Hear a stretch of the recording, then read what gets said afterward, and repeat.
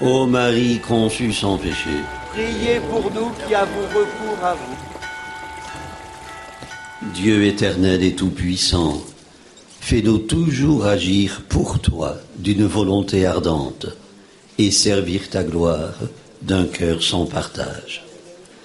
Frères et sœurs, l'oraison de la messe de ce dimanche implore du Seigneur la force de toujours lui rester fidèle sans aucune dérobade. Une prière bien de circonstance en ces temps de tergiversation, de tiédeur, de compromission. Tout baptisé est appelé à s'engager dans la cité, à prendre ses responsabilités. Ce qui peut le conduire à dire non au diktat de l'opinion. Ce monstre anonyme contre lequel Jean Guiton mettait en garde. Nous n'avons plus à lutter contre un tyran, disait-il, mais contre une multitude confuse dont l'arme dissuasive n'est pas le supplice, mais le silence. S'aligner, se taire, est la consigne générale. Pour nous, chrétiens, ce n'est ni du côté de l'opinion publique, ni du côté de César que nous devons nous engager, mais auprès du Dieu éternel et tout-puissant. Il est le seul à ne pas nous priver de liberté de parole ni de pensée. Non que nous nous conduisions par militantisme ou par obscurantisme, comme on nous le reproche, mais par fidélité. Vouloir ce que Dieu veut, vouloir d'une volonté ardente, c'est-à-dire dévorante d'inventivité, c'est le but.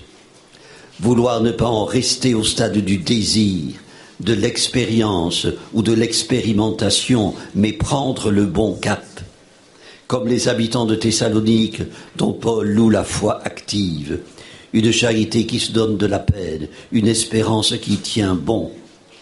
Frères et sœurs, nos tiédeurs résulteraient-elles de notre panique face à la normalité? Cet engagement ardent, citoyen, qu'on nous rabâche à longueur de projet, ne doit pas nous faire oublier l'essentiel. D'où la nécessité de rester relié à notre port d'attache, qui est aussi notre havre d'arrivée. Sans doute un cœur qui se veut sans partage peut céder au doute et au découragement face à l'effondrement des valeurs morales et religieuses auxquelles nous assistons. Chacun le comprendra en se reconnaissant. Mais paradoxalement, ce qui est difficile à supporter permet de donner du sens à ce qui n'en a pas hors de Dieu. Du moins, un cœur sans partage ne tombe pas dans le piège de la duplicité. Celle des pharisiens et des partisans d'Hérode, par exemple. Étrange alliance. Des religieux farouchement agrippés à la tradition, opposés à tout compromis politique. Et des Hérodiens, collaborateurs déclarés des Romains, parfaits opportunistes. À ces alliés de circonstance, alliés contre Jésus, à qui ils tendent ce piège, est-il permis ou non de payer l'impôt à César l'empereur? Jésus répond par une contre-question. Montrez-moi la monnaie de l'impôt. Preuve qu'il n'en a pas sur lui et que ce sont eux qui vivent dans l'ambiguïté avec le pouvoir romain. Cloison étanche ou issue ouverte au compromis? Frères et sœurs, que l'épisode que rapporte l'évangile de ce jour ait servi au lecteur de Matthieu à se situer face à l'impôt dû à l'oppresseur, c'est probable. Ainsi que l'idée selon laquelle, aussi longtemps que l'État ne prend pas la place de Dieu, la soumission est conseillée. Mais à aucun cas, la réponse de Jésus, rendez à César ce qui est à César et à Dieu ce qui est à Dieu, n'implique la séparation entre l'espace religieux et l'espace civil et politique. Dieu et César ne sont pas sur le même plan. L'avis que donne Jésus écarte le oui ou le non en faveur ou contre César. Elle ouvre une autre voie. Une fois encore, les pharisiens et les hérodiens en sont pour leurs frais. Ils repartent étonnés, écrit Matthieu. Le débat n'est pas clos, ni réduit à une question d'impôt. Regardez nos empoignades sur la laïcité. Frères et sœurs, il est facile de dire que le chrétien qui ne met pas tout en œuvre au service de Dieu, non seulement n'est pas vraiment chrétien, mais cesse d'être ce qu'il doit être, meilleur, toujours meilleur. Nous savons par nous-mêmes qu'il succombe aisément au danger du maquillage, comme dit le pape François. Mais il peut avoir horreur d'être traité d'hypocrite comme les pharisiens et les hérodiens. Le royaume qu'annonce Jésus n'est pas en concurrence avec celui de César. Frères et sœurs, tous les textes de ce dimanche sont un appel à vivre notre vie de chrétien, notre vie dans la cité selon l'Évangile. Il ne pose qu'une question.